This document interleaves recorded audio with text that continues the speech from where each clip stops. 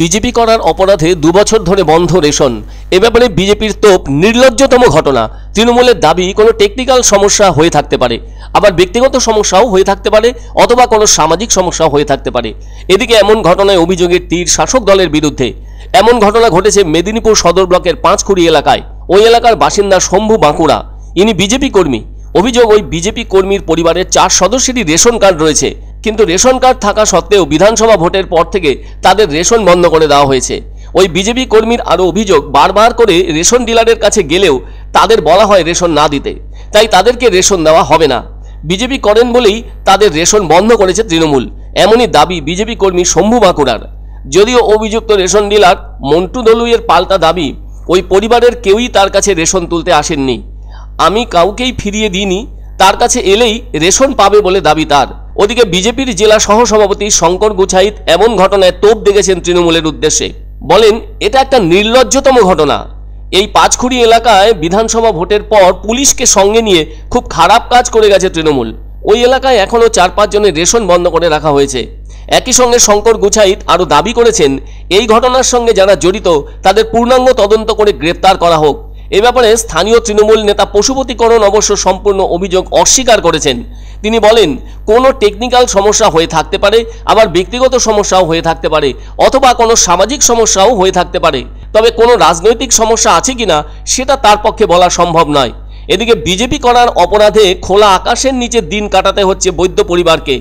রাজ্যে বিরোধী রাজনীতি করাটা অন্যায়, সেটা যেন ভালোভাবে বুঝিয়ে দিচ্ছেন দক্ষিণ 24 পরগনায় শাসক দল আশ্রিত দুষ্কৃতীরা। এ ধরনের অত্যাচারের বিরুদ্ধে সরব হয়েছিলেন বিরোধীরা। এবার ফের একবার বিজেপি করার অপরাধে দুষ্কৃতীদের অত্যাচারের বিরুদ্ধে সরব হন বিরোধীরা, যার ফলে সরকারি সুবিধা থেকে বঞ্চিত করার অভিযোগ উঠেছে। জানা গেছে, জল প্রকল্পের কাজ করতে গিয়ে ভাঙা পড়েছে আস্ত বাড়ি। বৈদ্য পরিবার থেকে অভিযোগ উঠেছে, ওই এলাকায় জলের পাইপলাইনের কাজ করার সময় গত নভেম্বর মাসের 30 তারিখে তাদের বাড়িটি ভেঙে পড়েছিল, ফলে থাকতে হচ্ছে খোলা আকাশের নিচে।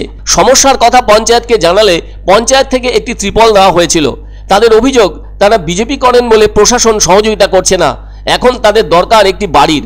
পরিবারের আরও এক সদস্য জয়ন্ত বৈদ্য বলেন, স্থানীয় প্রশাসন শাসক দলের নির্দেশেই সাহায্য করছে না, কিন্তু প্রশাসন যদি তাদের সাহায্য করে তাহলে হয়তো শীত থেকে নিস্তার পেতে পারেন তারা। বিজেপি নেতা রঞ্জিত হালদার বলেন, ওই বৃদ্ধার পরিবারের লোকজন বিজেপি কর্মী, তাই ইচ্ছাকৃতভাবে তাদের বাড়ি নষ্ট করে দেওয়া হয়েছে। এখনো পর্যন্ত সরকার তাদের কোনো সাহায্য করছে না। অবশ্য ওই ঘটনায় গাববেড়িয়া পঞ্চায়েতের তৃণমূলের উপপ্রধান সুবীর সর্দার বিজেপির অভিযোগ অস্বীকার করে বলেন, পঞ্চায়েতের পক্ষ থেকে ওই বৃদ্ধাকে আপৎকালীন একটি ত্রিপল দেওয়া হয়েছে। তবে যেহেতু পিএইচির পক্ষ থেকে কাজ করা হচ্ছে, ফলে এখানে তাদের কিছুই করার নেই। তবে পঞ্চায়েতের পক্ষ থেকে যতটা সম্ভব সাহায্য করা হবে। ওই দেখতে যাচ্ছিলাম, হঠাৎ করে ধুমধুম করে আমাদের দুতলা তো মাটির ছিল, এখানে একটা ঘর, এখানে একটা ঘর, আর ওইটা আমার ইটের ঘর ছিল। ওরই টানে ইটের ঘর পর্যন্ত অনেক ফেটে চৌচির হয়ে গেছে, আর এই ঘর তো ধুলোসাৎ হয়ে গেছে। ওইদিকে মাটির যেটা দুটো ছিল সেইটা একদম গুঁড়ো হয়ে গেছে।